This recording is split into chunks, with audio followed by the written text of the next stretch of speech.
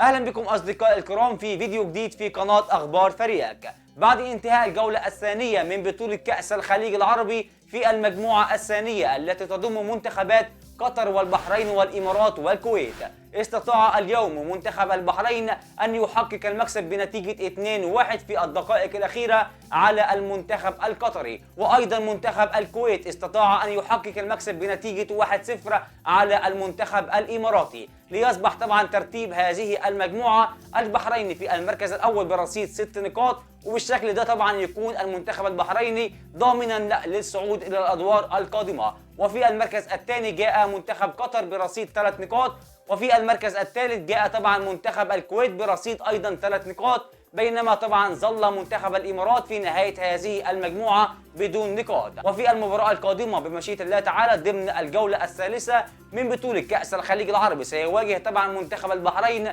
نظير المنتخب الكويتي يوم الجمعه القادمه الموافق 13/1/2023 الساعه 6 مساء بتوقيت البحرين والكويت. وسوف تنقل بمشيئه الله تعالى هذه المباراه عبر قنوات الشرق الرياضيه بتعليق راشد عبد الرحمن، وقناه الرابعه بتعليق علاء عبد الله، وايضا قناه العراقيه الرياضيه، وقنوات ابو ظبي الرياضيه الاولى، وقناه دبي الرياضيه الاولى. اما طبعا بالنسبه لي مباراه منتخب قطر ضد منتخب الامارات فسوف تنطلق بمشيئه الله تعالى هذه المباراه في نفس اليوم يوم الجمعه الموافق 13/1/2023 الساعه 6 مساء بتوقيت قطر، 7 مساء بتوقيت الامارات.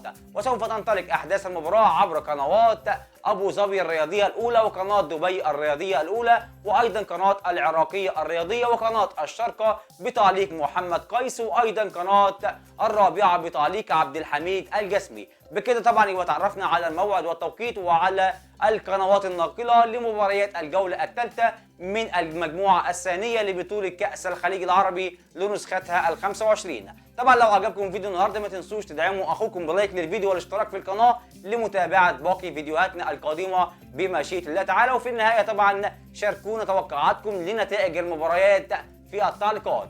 دمتم على خير والسلام عليكم ورحمه الله تعالى وبركاته.